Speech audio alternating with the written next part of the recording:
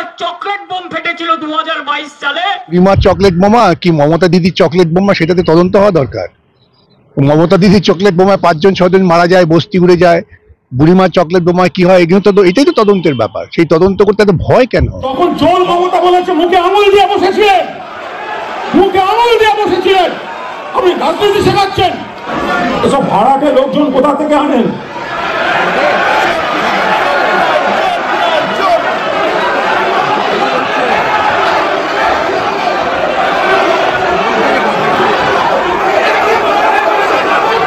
তাকে চোর বলা হয় বলে উনি তো দুঃখ পেয়েছেন যে মমতাকে চোর বলেছে আমাদের কৌস্তব।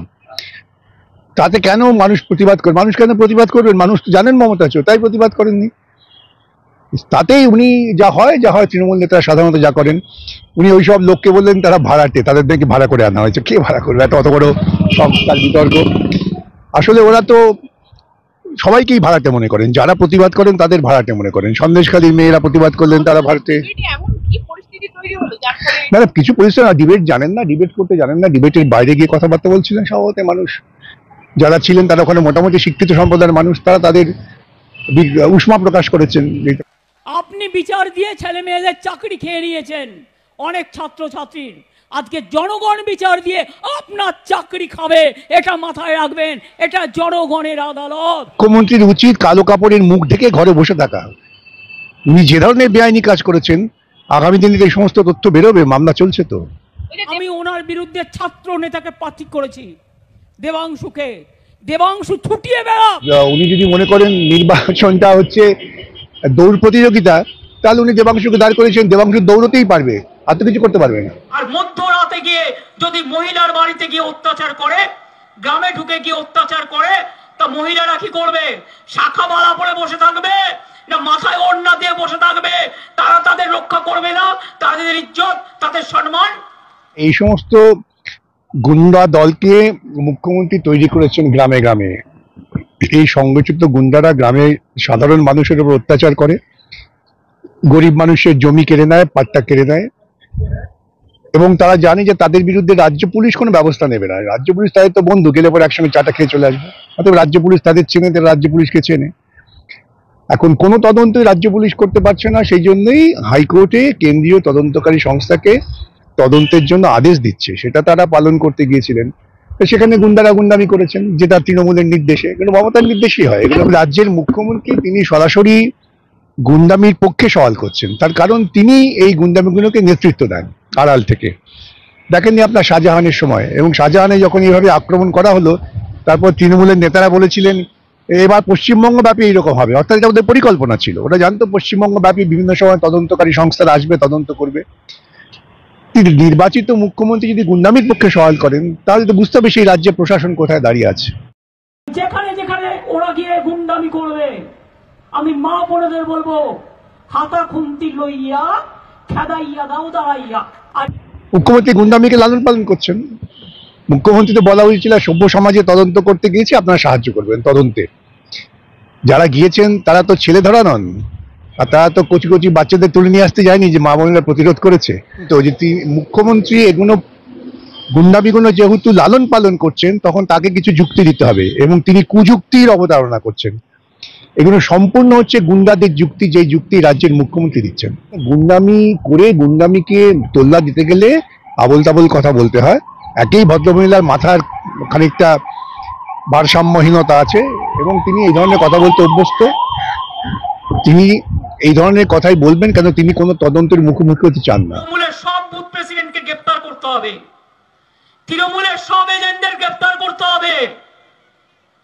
ইলেকশন কমিশনকে দিয়ে আমরা চাই ইম্পার্শিয়ালি কাজ করুক, আমরা বিজেপি ইলেকশন কমিশন চাই না। তৃণমূলের কর্মীরা এতই সংখ্যায়, তারা সব গুন্ডা, তারা গুন্ডামি করছেন। এনআইএ তদন্তে গিয়েছে কেন? এনআইএ তদন্ত তৃণমূল কর্মীরা ঠিকই তো। তিনি যে গুন্ডামি করছেন, অসভ্যতা করছেন, সে অসভ্যতা করার ক্ষেত্রে তিনি মা বোনেদের বন্ধক রেখেছেন, মনে করছেন মা বোনেরা তার ক্রীড়নক। তার কারণ তিনি কিছু টাকা, সরকারি টাকা, তা মমতার টাকা নয়, মমতার 14 পুরুষের গচ্ছিত টাকা নয়, জনগণের টাকা। সেই টাকায় যে সরকারি প্রকল্প, সেই সরকারি প্রকল্পের অনুদান দিচ্ছেন, এমন একটা ভাব দেখাচ্ছেন যেন এই অনুদানটা তিনি তার পকেট থেকে দিচ্ছেন, তার আঁচলে টাকা থেকে দিচ্ছেন, এবং তিনি গুন্ডামি করবেন, চুরি করবেন, বদমাইশি করবেন, তদন্ত করতে গেলে মা বোনেরা বাধা দেবে, এই হচ্ছে ওর যুক্তি। ও মুখ্যমন্ত্রীর কথা নয়, এটা পাড়ার একজন গুন্ডার কথা। মুখ্যমন্ত্রী ভুলে যান যে তিনি সরকারের প্রধান, সরকার হচ্ছে সকলের, এবং এই সমস্ত প্রকল্প জনগণের টাকায়, আমার টাকা আছে, আপনার টাকা আছে, রেখাপাত্ররও টাকা আছে ওর মধ্যে। কিন্তু কেন নেবে রেখাপাত্র? কেন নেবে না? এটা সরকারি প্রকল্প। উনি কেন সরকারি উনিও তো তৃণমূল করেন, তাহলে উনি নবান্নটা ছেড়ে দিন। নবান্ন বামপন্থ তৈরি করে গিয়েছিল, নবান্ন ছেড়ে দিয়ে তিনি রেড রোডের পাশে তার মন্ত্রিসভা চালান। কেন তিনি নেবেন? তৃণমূলও করবেন আর সিপিএম এর সুবিধা নেবেন তৃণমূলের তৈরি করা বাড়ি বলছে না, বামফ্রন্টের তৈরি করেন, তার তিনি সেই সুবিধা নিচ্ছেন কেন? তিনি ছেড়ে দিন, তো সাধারণ মানুষ বলবে আপনি তৃণমূলও করবেন আবার বামফ্রন্টের কাজকর্মের সুবিধা নেবেন। বলছি আপনি সব থেকে ভালো বলতে পারবেন অভিজিৎ গঙ্গোপাধ্যায় কাদের চাকরি খেয়েছেন আমাকে বলুন তো।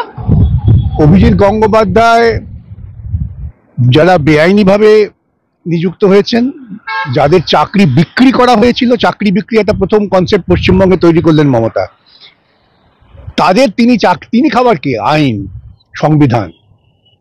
যারা বিচারপতি আসনে বসেন তাদের সংবিধান আইন মেনে নির্দেশ দিতে হয়, সংবিধান আইন মেনে নির্দেশ দিয়েছেন। অভিজিৎকে গালাগালি করে মুখ্যমন্ত্রীর উচিত কালো কাপড়ের মুখ ঢেকে ঘরে বসে থাকা। উনি যে ধরনের বেআইনি কাজ করেছেন, আগামী দিনে এই সমস্ত তথ্য বেরোবে, মামলা চলছে তো। বলছি আপনাদেরকে কেন অ্যারেস্ট করা হচ্ছে না? আপনারা কি সেটিং করে রেখেছেন? সিপিএম এর একটা নেতার বিরুদ্ধেও কেন ব্যবস্থা নেওয়া হচ্ছে না? মমতা বন্দ্যোপাধ্যায় ক্ষোভ প্রকাশ করেছে। মমতার পুলিশ তো আছে, মমতার পুলিশ ব্যবস্থা নিক না। তো আমাদের বিরুদ্ধে ব্যবস্থা নেওয়ার জন্য উনি কেন অপেক্ষা করছেন ইডি সিবিআই এর? ও নিজের রাজ্য পুলিশ আছে তো, ব্যবস্থা নিন। আমি তো ওদের মতো সিকিউরিটি নিয়ে ঘুরে বেড়াই না, আপনি দেখছেন তো রাস্তাঘাটে ঘুরে বেড়াচ্ছি, রাস্তায় আপনারা ধরলেন। তো ওদের যদি ক্ষমতা থাকে ব্যবস্থা নিন, কে বাধা দিয়েছে?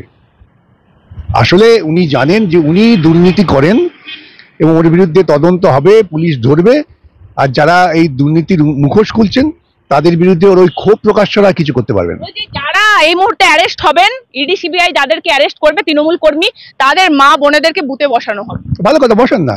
তাদের মা বোনেরা লজ্জায় বুঝতে পারবেন না যে আমার ছেলেকে ইডি গ্রেপ্তার করেছে দুর্নীতির জন্য। কোনো মা তার ছেলের দুর্নীতির পক্ষে দাঁড়াবে না, কোনো বোন তার ভাই দুর্নীতির পক্ষে দাঁড়াবে না, একমাত্র মমতা দুর্নীতিবাদ সেই দাঁড়াবে। এটা একটা বিতর্ক সভা দেশ পত্রিকার উদ্যোগে হয়েছিল। বিষয় ছিল এখন দুর্নীতি মানেই রাজনীতি। পশ্চিমবঙ্গে তো এটা ঘটনা সত্য। আমাদের সমস্ত লোকের বলা হয়ে যাওয়ার পর, আমাদের চারজন ওদের চারজন বলা হয়ে যাওয়ার পর কুণাল বলতে উঠেছেন আমার পরে আর কি। বলতে উঠে তিনি বিতর্কের বিষয়ের বাইরে গিয়ে তিনি তার বাবা কি করেছেন, তার ঠাকুরদা কি করেছেন, কোন আমলে কি হয়েছিল, তার সঙ্গে তো বিতর্কের বিষয় না। সভাপতি সাধারণ মানুষ যারা বিতর্ক সভায় এসছেন তারা আপত্তি